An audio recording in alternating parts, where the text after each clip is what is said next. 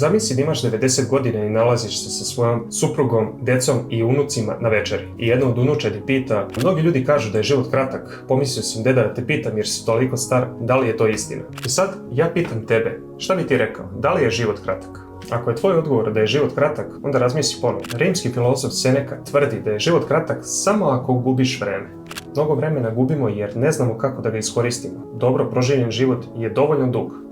Koliko puta si provodio vreme sa ljudima do kojih ti uopšte nije stalo, na neka ćaskanja, da ne kažem tračeve. Koliko puta si otišao na neki društveni događaj jer te je zapravo impuls za trenutnim zadovoljstvom povukao u tom momentu, a da si zapravo to vreme isplanirao da provedeš sam sa sobom. Koliko puta si protračio vreme celo veče gledajući neke TV emisije ili serije. Ako je ovo priča tvog života, onda će tvoj život biti itekako kratak.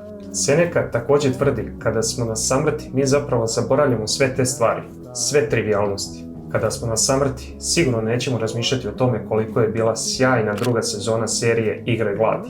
To znači provoditi više vremena sa prijateljima i sa najbližima, sa porodicom, tako što ćemo im ukazati pažnju i zahvalnost što možemo sa njima da provodimo vreme bez telefona. Možete čitati knjige svaki dan po pola sata, to je od 20 do 25 knjiga godišnje. I to ako čitate normalnom brzinom. Ako se svakodnevno bavite fizičkom aktivnošću, što je 30-minutna šetnja po prirodi ili kraju, ili odlazak u teretanu, bit ćete znatno zdraviji za godinu dana. A da ne pominjem koliki je pomak za 10 godina. Zapamti, 1% bolji svakoga dana je 37 puta, skoro 38 puta bolji na godišnjem planu. Zamisli samo koliko ćete više voleti biti pametniji i zdraviji za 10 godina. Napredak je raditi male stvari svakoga dana. Nažalost, ne postoje prečice. Ako se slažeš sa ovim što si čuo, zaprati me za još ovakvog sadržaja.